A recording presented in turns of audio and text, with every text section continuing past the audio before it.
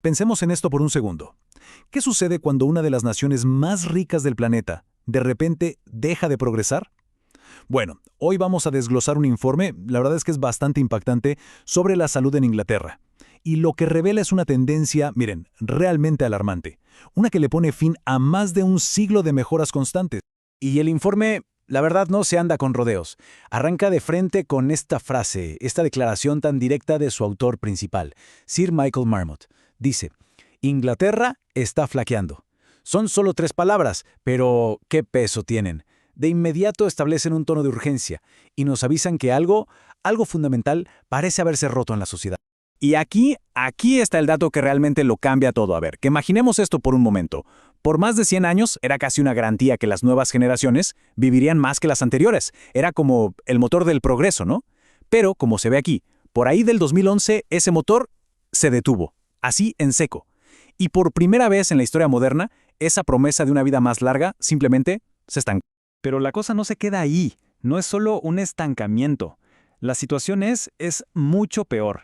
Para la gente más pobre de la sociedad, el reloj no solo se paró, sino que empezó a ir para atrás. Su esperanza de vida está de hecho bajando. Entonces, ¿qué tan grave es el problema realmente? Vamos a ver.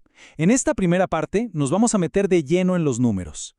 Y van a ver que revelan una historia bastante fuerte de progreso perdido y una sociedad cada vez más dividida. Miren qué cambio tan dramático. Antes de 2011, la esperanza de vida para los hombres subía 1 año cada 4 años, un ritmo increíble. Pero después de 2011, bueno, para lograr ese mismo avance de 1 año, ahora se necesitarían 15 años. ¡15! Y para las mujeres, la cifra se dispara a 28 años. O sea, esto no es una simple desaceleración. Es como si hubieran puesto el freno de emergencia a la salud de todo el país. Y cuando uno empieza a desglosar esto por género y por nivel de pobreza, la imagen se pone todavía más dura. Para el 10% más pobre de los hombres, las mejoras en la esperanza de vida, pues prácticamente desaparecieron. Pero miren el dato de las mujeres más pobres. Para ellas, la línea no solo se estancó, sino que se vino abajo.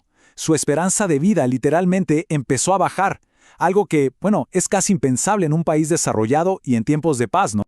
Ok, pero ¿esto es algo que está pasando en todos lados? Pues no, para nada. Este gráfico lo deja clarísimo. Mientras países como Japón o España seguían mejorando a buen ritmo, el Reino Unido se quedó muy atrás.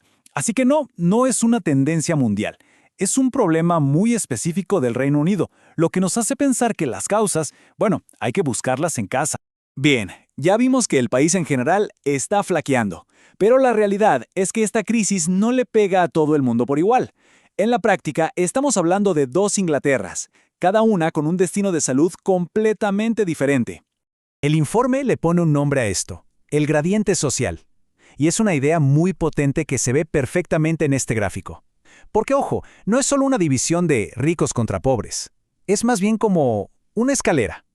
Si miran el eje horizontal, a medida que uno se mueve de las zonas con menos carencias, a la izquierda, hacia las zonas con más carencias, a la derecha, la esperanza de vida en el eje vertical va bajando y bajando, de forma constante. Cada escalón que se baja en la escala social significa, literalmente, una vida más corta. Y por si fuera poco, la geografía hace esta desigualdad todavía más grande. Para la gente con más dinero, da un poco igual vivir en el sur, que es más próspero, o en el norte, que es más industrial. No hay mucha diferencia en su salud. Pero para la gente más pobre, nacer en el norte significa una especie de castigo para su salud. Es como ser pobre 2 veces. Este contraste es que lo dice todo. Miren, en Londres, la esperanza de vida mejoró para todo el mundo, sin importar cuánto dinero tuvieran. Pero en el nordeste, las mujeres más pobres vieron cómo su esperanza de vida iba para atrás, activamente. Es que es literalmente 2 países en uno. Y claro, la pregunta es inevitable. ¿Por qué? ¿Qué fue lo que pasó? ¿Qué causó que una de las naciones más avanzadas del mundo diera un paso atrás de esta manera? Bueno, el informe es muy contundente al respecto y apunta directamente a una causa principal. Esta es, digamos, la idea central de todo el informe. La salud de un país no se juega solo en los hospitales. Se decide en el día a día, en las condiciones de vida de la gente. Así que si la salud empeora, es una señal clarísima de que la sociedad en sí misma está fallando. Y el culpable, según este informe, tiene nombre y apellido: austeridad. ¿A qué se refiere? A esa década de recortes brutales en el gasto público que vino después de la crisis financiera del 2008. Políticas que, como vamos a ver, le pegaron durísimo a los cimientos de la salud pública. La dimensión de estos recortes fue enorme. El gasto público como porcentaje de la economía del país cayó 7 puntos. Y eso no es solo un numerito. Representa menos dinero para bibliotecas, para centros comunitarios, para apoyo social, para educación, para todos esos servicios que, al final, son el tejido que mantiene a una sociedad saludable. Pero quizá lo más fuerte es ver dónde cayeron estos recortes. Porque no fueron parejos, para nada. Como se ve en el gráfico, las zonas más pobres, justo las que más necesitaban el apoyo, sufrieron recortes el doble de duros que las zonas más ricas. El informe lo llama regresivo, y es que eso es, una política que en la práctica le quitó más a los que menos tenían. Para poder entender el impacto humano de todo esto, el informe pone la lupa en un área clave: la infancia. Y es que lo que le pasa a un niño, bueno, eso proyecta una sombra o una luz que lo acompaña el resto de su vida. El principio es súper simple: darle a cada niño el mejor comienzo posible en la vida. Invertir en los primeros años no es solo lo correcto, es de hecho lo más inteligente que se puede hacer. Es la forma más eficaz de construir una sociedad sana y, sobre todo, de romper esos ciclos de desventaja antes de que siquiera empiecen. Pero la realidad ha sido todo lo contrario. 4.2 millones. Ese es el número de niños que vivían en la pobreza en ese momento. Pensemos un segundo en esa cifra. Es un número que representa un entorno de estrés, de adversidad, para una parte gigantesca de la siguiente generación. Y es que la pobreza es mucho más que no tener dinero. Actúa como un catalizador para lo que los expertos llaman experiencias adversas en la infancia. Hablamos de cosas como abuso, negligencia, violencia en casa.